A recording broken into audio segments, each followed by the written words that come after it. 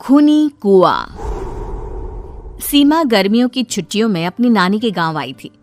सीमा नानी के घर पहुंचने के बाद अपनी नानी के पैर छूती है और उनसे आशीर्वाद लेती है। तभी उसकी नानी उससे कहती है, इतनी बड़ी हो गई मेरी सीमा, चल जल्दी से हाथ मुंह धो ले, मैं तेरे लिए खाना लगा देती हूँ। भूख लगी होगी ना? हाँ नानी, भूख तो लग रही है मुझे, आपके हाथ के बने हुए पीले दाल और चावल खाने की। कितना टाइम हो गया है मुझे आपके हाथ का बना हुआ दाल चावल खाए हुए। तू तो नौकरी में व्यस्त थी, तो तुझे कहाँ से टाइम मिलेगा अपनी नानी के लिए?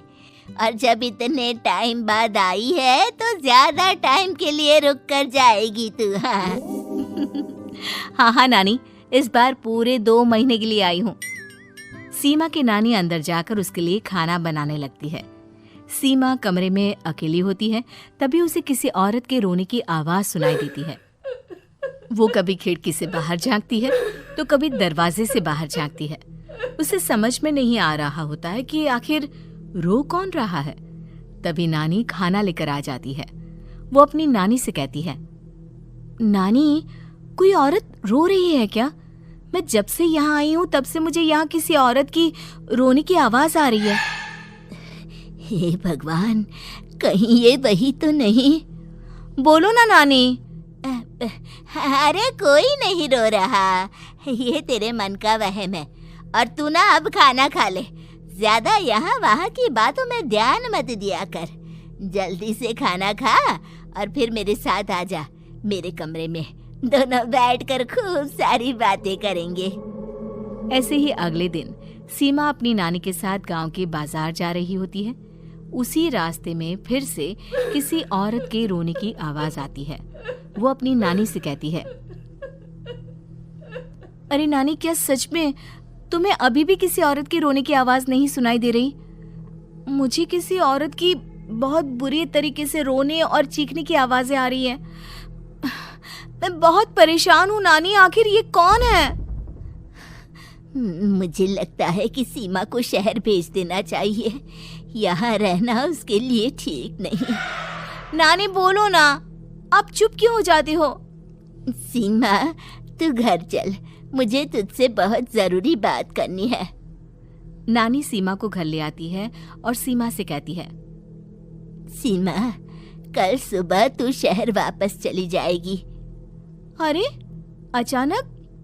आखिर क्या बात है नानी, आप मुझे ऐसे जाने को क्यों कह रही हो? मैं बस जो कह रही हूँ उस पर ध्यान दे। तू कल सुबह यहाँ से चली जाएगी, और ये बात मैं कोई मजाक में नहीं बोल रही। तू कल जाएगी तो मतलब जाएगी। अरे नानी, चली जाऊंगी मैं, ठीक है, पर आखिर बात क्या है ये तो बता दो। मम्मी से कोई बात हुई है या फिर मुझसे कोई गलती हुई है जो तुम मुझे अचानक से जाने के लिए बोल रही हो? देख सीमा, रात बहुत हो चुकी है और मुझे इस बारे में कोई बात नहीं करनी। चल, अब चल के मेरे साथ सो जा। सुबह की बस पकड़कर तुझे शहर भी तो जाना है। सीमा को अपनी नानी का ऐसा व्यवहार देखकर बहुत ही अजीब लगता है। उसे कुछ समझ में नहीं आ रहा होता है कि आखिर उसकी नानी उसे अचानक से गांव छोड़कर जाने के लिए क्यों कह रही है। ये सारी बातें सोचते सोचते सीमा की आंख लग जाती है और वो अपनी नानी के साथ सो जाती है। ऐसे ही आधी रात को सीमा को फिर से किसी औरत की रोने की आवाज सुनाई देती है। वो उस औरत की आवाज सुनकर बार बार करवटें बदल रही होती है और तभी उसे सपने में भी एक अजीब सी औरत की परछाई दिखाई देती है, जो इतना चीख चीख कर रो रही होती है कि सीमा डरकर उठ जाती है।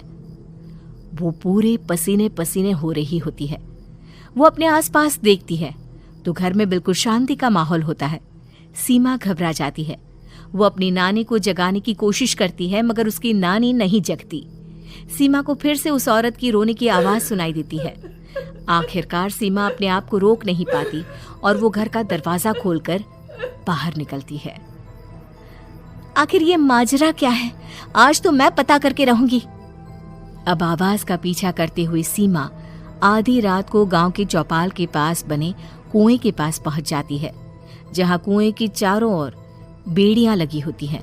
उन बेड़ियों में लगे हुए ताले के साथ एक लाल रंग का कपड़ा और माता रानी का कलावा बंधा होता है। उस कुएं में से सीमा को किसी के रोने की आवाज आती है। सीमा परेशान हो जाती है। इस कुएं में कौन है? कौन है यहाँ? सुनो, कौन है? कौन रो रहा है? वो चिल्ला चिल्ला कर पूछती है और साथ ही लोगों को जगाने की कोशिश करती है, मगर किसी को भी उसकी आवाज सुनाई नहीं देती।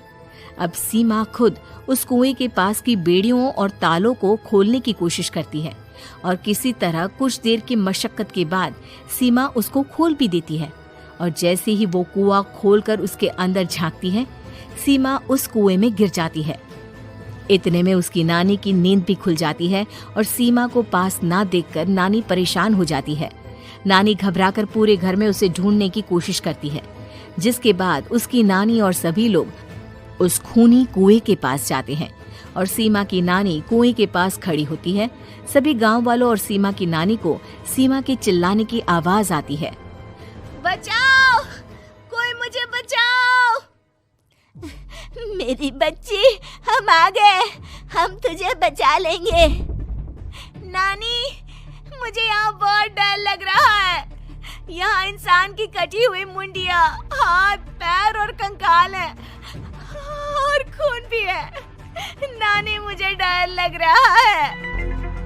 आप सब मेरी मदद कीजिए, नहीं तो ये खूनी कुआं मेरी बच्ची को भी खा जाएगा। अरे मुझे तो ये समझ में नहीं आ रहा कि आखिर इस खूनी कुएं को खोला किसने। सालों पहले इसको इतनी मुश्किलों के बाद तांत्रिक बाबा ने बंद किया था। अरे पूरा गांव खूनी कुएं के बारे में अच्छे से जानता है, तो कोई भी जानबूझकर तो ऐसा करेगा नहीं। मतलब किसी ने अनजाने में इसे खोल दिया है भैया। सीमा को इस बारे में मालूम नहीं था और जब से वो यहाँ आई थी तभी से उसे किसी औरत के रोने की आवाजें भी सुनाई दे रही थी। कहीं सीमा ने ही तो उसे नहीं खोला। अगर ऐसा है तो फिर सीमा का बचना बहुत मुश्किल है। वहीं कुएं के अंदर सीमा रोते हुए बैठी होती है कि उसे आवाज सुनाई देती है जो कुएं के बाहर खड़े गांव वालों में से किसी को सुनाई नहीं देता। आज सालों के बाद मुझे ताजा खून मिलेगा। तेरा खून पीकर आज मैं अपनी प्यास बुझाऊंगा।